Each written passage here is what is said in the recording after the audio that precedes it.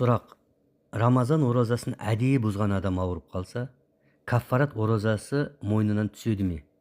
Жауап: Рамазан оразасын әдейі бұзған күні аузын ашуға рұқсат беретіндей қатты ауырып қалса, каффарат мойнынан түседі. Ол жайында Әл-Фиқх Әл-Ханафи уә Әдилатуху кітабында каффарат мойны уәжіп болған әйелге сол күні етеккір қаны келіп қалса, немесе каффарат өтеуге міндеттелген адам сол күні қатты ауырып қалса, оларға аузын ашуына рұқсат беріліп, каффарат мойнынан түседі. Өйткені каффарат оразаны ұстауға шамасы келіп тұрып, әдейі бұзғанға міндеттеледі.